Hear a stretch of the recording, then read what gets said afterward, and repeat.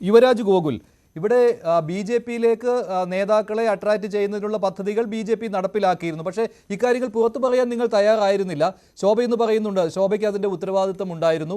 കേന്ദ്ര നേതാക്കളുമായിട്ട് ഈ കേരളത്തിൽ നിന്നല്ല സൗത്ത് ഇന്ത്യയിൽ നിന്ന് തന്നെ അല്ലേ ബി ജെ പിയിലേക്ക് വരാൻ ഉദ്ദേശിക്കുന്ന മറ്റു പാർട്ടിയിലെ നേതാക്കളെ കേന്ദ്ര നേതാക്കളുമായി മുട്ടിച്ചു കൊടുക്കുന്ന ഒരു ചുമതല ശോഭാ സുരേന്ദ്രൻ ഉണ്ടായിരുന്നു. ആ സമയത്താണ് ഇ പി ജയരാജന് ഇങ്ങനെ കേന്ദ്ര നേതാക്കളുമായി സംസാരിക്കുന്നുള്ള അവസരം ഉണ്ടാക്കി കൊടുത്തത്. അത് ജാവദേക്കർ അല്ല, ജാവദേക്കറിൻ്റെ മുകളിലുള്ള നേതാവുമായിട്ട് അങ്ങനെ ചർച്ചയ്ക്ക് അവസരം ഉണ്ടാക്കി കൊടുത്തു. പക്ഷേ അവസാന സമയം പിന്മാറിയെന്ന്.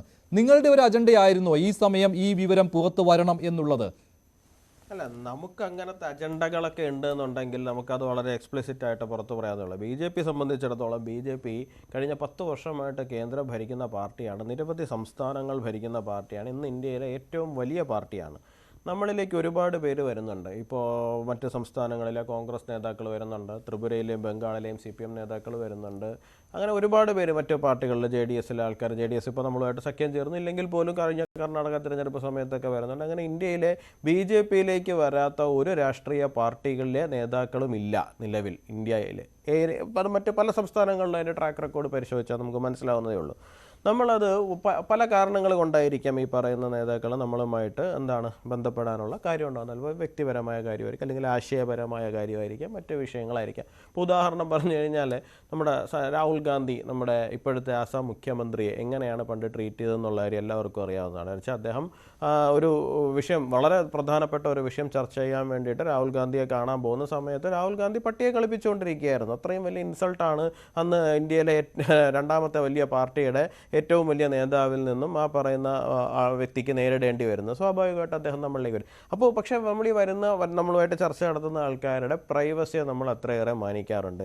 ഇന്ത്യയിലെ ഏതെങ്കിലും ഒരു സംസ്ഥാനത്ത് നമ്മളിതുപോലെ തിരഞ്ഞെടുപ്പ് സമയത്ത് ഇന്നയാൾ നമ്മളിലേക്ക് വരാൻ തയ്യാറെടുത്തിരുന്നു എന്ന് പറഞ്ഞ് ഇത്തരത്തിലൊരു വിവാദം ഉണ്ടാക്കുന്ന മഞ്ജുഷ് എപ്പോഴെങ്കിലും കണ്ടിട്ടുണ്ട്? ശോഭാ സുരേന്ദ്രൻ ഈ സൂചന നൽകിയിരുന്നുവല്ലോ, പിണറായി വിജയനോളം തലപ്പൊക്കമുള്ള ഒരു നേതാവ്, അതും കണ്ണൂരിൽ നിന്നുള്ള ഒരു നേതാവ് BJPയിലേക്ക് വരാൻ തയ്യാറായിരുന്നു, ഞാനതിന് മുൻകൈ എടുത്ത് ഒരിക്കലും ആ വ്യക്തി ആരാണെന്ന് നമ്മൾ പറയുന്ന സാഹചര്യം ഉണ്ടായിട്ടില്ലല്ലോ.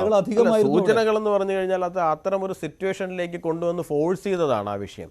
അത്തരം ഒരു സിറ്റുവേഷനിലേക്ക് കൊണ്ടുവന്ന് അവരെ പോലൊരു ലീഡറെ അത്രയും ഫോഴ്സ്, അവരെ വ്യക്തിഹത്യ ചെയ്യുന്ന സാഹചര്യം ഉണ്ടായി, അവരെ സ്വഭാവഹത്യ ചെയ്യുന്ന സാഹചര്യം ഉണ്ടായി, അവർക്കെതിരായിട്ട് ഇല്ലാത്ത ആരോപണങ്ങൾ പറയുന്ന സാഹചര്യം ഉണ്ടായി. അപ്പോൾ അത്തരത്തിൽ എന്ത് വിഷയവുമായിട്ട് ബന്ധപ്പെട്ടിട്ടാണ് ഇദ്ദേഹവുമായി ചർച്ച നടത്തിയത്, അല്ലെങ്കിൽ ഇദ്ദേഹവുമായി ഒരു സംശയം, താങ്കൾ ഈ ശോഭാ സുരേന്ദ്രൻ അന്ന് അങ്ങനെ പറയേണ്ടി വന്നു, ഇങ്ങനെ സൂചനയെങ്കിലും കൊടുക്കേണ്ടി വന്നു എന്ന് പറഞ്ഞു. പക്ഷേ അതിനു മുമ്പ് ദല്ലാൽ നടത്തിയ വാർത്താ സമ്മേളനത്തിൽ ഈ ജയരാജനുമായി ബന്ധിപ്പിക്കുന്ന ഘടകങ്ങൾ ഉണ്ടായിരുന്നില്ല.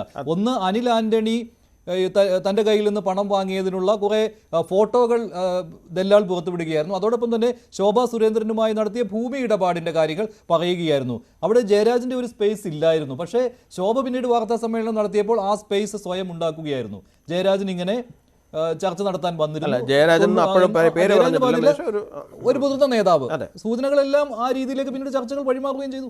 അതാണ് ഇന്ന് കെ സുധാകരൻ അവസരം ഉണ്ടായി കൊടുത്തത്. അല്ല, അതിലേക്കാണ് മഞ്ജുഷയം വരുന്നത്. അതായത് സ്വാഭാവികമായിട്ട് അവിടെ ഒരു ചോദ്യം ഉണ്ടാകുമല്ലോ. ഇപ്പൊ TG നന്ദകുമാർ എന്ന് പറയുന്ന മനുഷ്യൻ, ദല്ലാൽ നന്ദകുമാർ എന്ന് വിളിക്കപ്പെടുന്ന മനുഷ്യനുമായിട്ട് ശോഭാ സുരേന്ദ്രനെ പോലൊരു നേതാവിന് എന്ത് തരത്തിലാണ് അദ്ദേഹവുമായിട്ട് അസോസിയേറ്റ് ചെയ്യേണ്ടി വരുന്ന സാഹചര്യം ഉണ്ടാകുന്നത്? സ്വാഭാവികമായിട്ടും അവർക്കത് പറയാം. അതാണ് ഞാൻ പറഞ്ഞത്, അവർ പറയാൻ ഫോഴ്സ്ഡ് ആയതാണ്. ഇത്തരം ഒരു വിഷയവുമായിട്ട് ബന്ധപ്പെട്ടിട്ടാണ് TG നന്ദകുമാർ എന്ന് പറയുന്ന വ്യക്തിയുമായിട്ട് ചർച്ച നടത്തേണ്ടുന്ന സാഹചര്യം വന്നത്. അത്തരത്തിൽ വ്യക്തിയുമായിട്ട് ഇടപഴകുന്ന സാഹചര്യം ഉണ്ടായത്. അപ്പോൾ അതിലാണ് ഈ പറയുന്ന മറ്റ് പല വിഷയങ്ങളിലേക്ക്, ഭൂമി ഇടപാട് പോലുള്ള വിഷയങ്ങളൊക്കെ അതിൻ്റെ തുടർച്ചയായിട്ട് ഉണ്ടാകുന്നതാണെന്ന് അവർ പറയേണ്ടി വന്നതാണ്. അപ്പോൾ അല്ലാണ്ട് ഒരു മനഃപൂർവ്വമായിട്ട് നമ്മളുമായിട്ട് ചർച്ച നടത്തിയ ഒരു വ്യക്തിയുടെ പ്രൈവസി എക്സ്പോസ് ചെയ്യാൻ വേണ്ടിയിട്ട് മനഃപൂർവ്വമായിട്ട് അവരത് പറഞ്ഞതല്ല എന്നാണ് ഞാൻ ആ വിഷയം.